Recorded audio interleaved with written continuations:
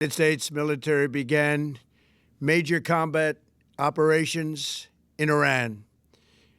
Our objective is to defend the American people by eliminating imminent threats from the Iranian regime, a vicious group of very hard, terrible people. Its menacing activities directly endanger the United States, our troops, our bases overseas, and our allies throughout the world.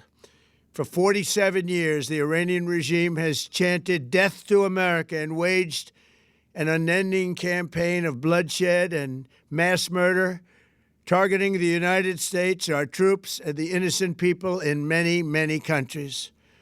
Among the regime's very first acts was to back a violent takeover of the U.S. Embassy in Tehran, holding dozens of American hostages for 444 days. In 1983, Iran's proxies carried out the Marine barracks bombing in Beirut that killed 241 American military personnel. In 2000, they knew and were probably involved with the attack on the USS Cole. Many died. Iranian forces killed and maimed hundreds of American service members in Iraq. The regime's proxies have continued to launch countless attacks against American forces stationed in the Middle East in recent years, as well as U.S. naval and commercial vessels and international shipping lanes. It's been mass terror, and we're not going to put up with it any longer.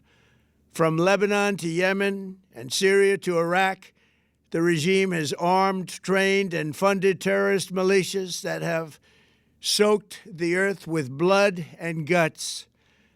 And it was Iran's proxy, Hamas, that launched the monstrous October 7th attacks on Israel, slaughtering more than 1,000 innocent people, including 46 Americans, while taking 12 of our citizens hostage. It was brutal, something like the world has never seen before.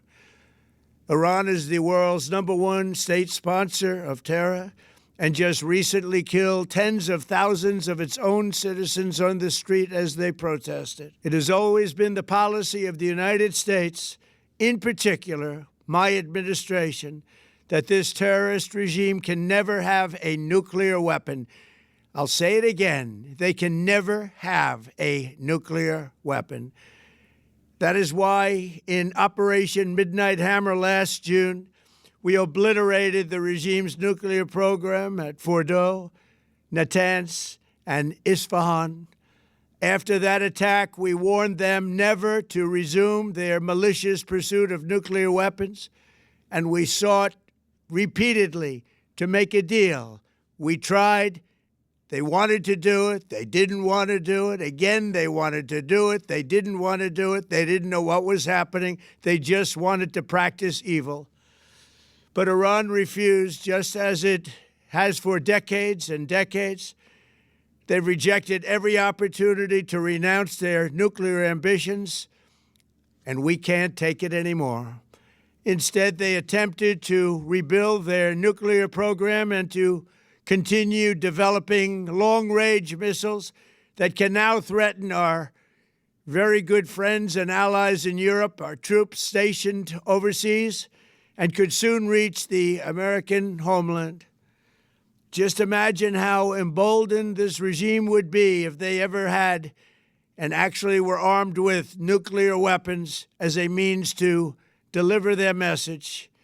For these reasons, the United States military is undertaking a massive and ongoing operation to prevent this very wicked, radical dictatorship from threatening America and our core national security interests. We are going to destroy their missiles and raise their missile industry to the ground. It will be totally, again, obliterated. We're going to annihilate their Navy. We're going to ensure that the region's terrorist proxies can no longer destabilize the region or the world and attack our forces and no longer use their IEDs or roadside bombs, as they are sometimes called, to so gravely wound and kill thousands and thousands of people, including many Americans. And we will ensure that Iran does not obtain a nuclear weapon. It's a very simple message. They will never have a nuclear weapon. This regime will soon learn that no one should challenge the strength and might of the United States Armed Forces. I built and rebuilt our military in my first administration, and there is no military on earth even close to its power, strength, or sophistication. My administration has taken every possible step to minimize the risk to U.S. personnel in the region. Even so, and I do not make this statement lightly, the Iranian regime seeks to kill. The lives of courageous American heroes may be lost, and we may have casualties. That often happens in war. But we're doing this not for now. We're doing this for the future, and it is a noble mission.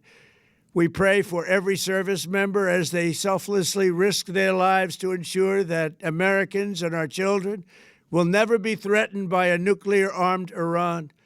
We ask God to protect all of our heroes in harm's way, and we trust that, with his help, the men and women of the armed forces will prevail. We have the greatest in the world, and they will prevail. To the members of the Islamic Revolutionary Guard, the armed forces, and all of the police, I say tonight that you must lay down your weapons and have complete immunity, or, in the alternative, face certain death. So, lay down your arms. You will be treated fairly with total immunity, or you will face certain death.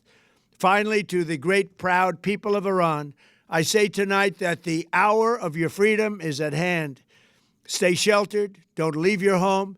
It's very dangerous outside. Bombs will be dropping everywhere. When we are finished, take over your government. It will be yours to take. This will be probably your only chance for generations. For many years, you have asked for America's help, but you never got it. No president was willing to do what I am willing to do tonight. Now you have a president who is giving you what you want. So let's see how you respond. America is backing you with overwhelming strength and devastating force. Now is the time to seize control of your destiny and to unleash the prosperous and glorious future that is close within your reach. This is the moment for action. Do not let it pass. May God bless the brave men and women of America's armed forces. May God bless the United States of America. May God bless you all. Thank you.